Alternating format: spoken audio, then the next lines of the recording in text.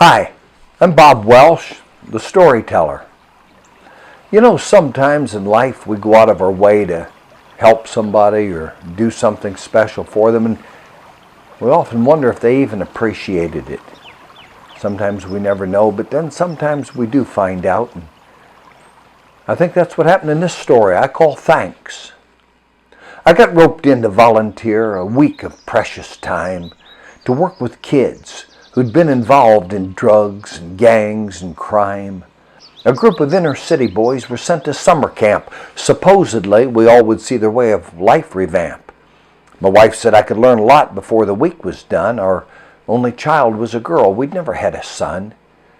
These kids had anger in their eyes, mistrust and disrespect from broken and abusive homes and years of pure neglect. Just teaching them to pitch a tent or cook by open fire took all the patience that I had, 'cause most showed no desire. Homemade tattoos adorned a boy, a way to demonstrate. Across the knuckles of his hands, right was love, left was hate. Said he didn't believe in God. Look out for number one. If you get dissed by someone else, you pop 'em with your gun. My wife was right. I learned a lot. Don't ever volunteer. These kids were all too gone to save, and that was loud and clear. The final day we spent in camp was bows and big canoes. I worked with them one-on-one, whatever sport they choose. To teach a kid to shoot a bow can make you come unglued, especially when he doesn't care and cops an attitude. With 7 homemade arrows lost, 3 others broken too, I said a prayer that God would let this trying day be through. My clothes and shoes were soaking wet, my patience growing slim. That little brat tipped my canoe and couldn't even swim. The thing that seemed to irk me most was not the childish pranks, but how I'd given all my time and never once heard thanks. I stowed my gear, hauled it home, complaining to my wife today would surely border on the worst day of my life. I never volunteered again, was 13 years ago. Spent more time with my Colleen and watched my daughter grow. And then one day she packed her bags. That girl was college bound. She tooted when she left the drive. I still recall that sound. A house without your kid around can sure get lonely quick. And then one night, the troopers came.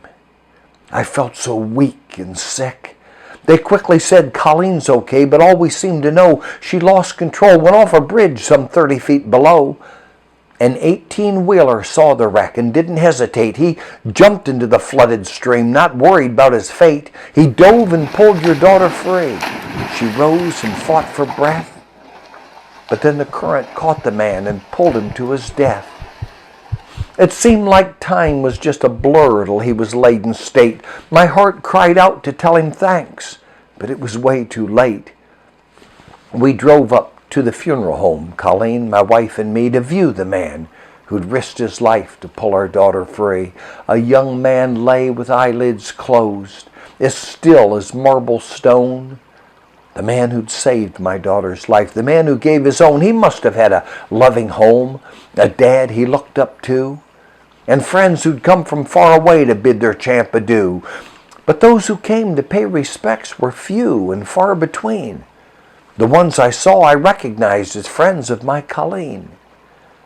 Then turning back to say a prayer and tell this lad goodbye, a photo on the casket seemed to catch my wandering eye. The photograph was wallet worn, the corners frayed and bent. A man and boy who held a bow and stood beside a tent. I recognized it right away. I'm stunned at what I see. The boy who tipped the big canoe. The other guy was me. This hero who now lay in state had caused me so much strife, yet wrote upon his photograph, the best day of my life. I puzzled at this twist of fate, mind filling in the blanks, and then his voice was loud and clear. I heard him saying thanks.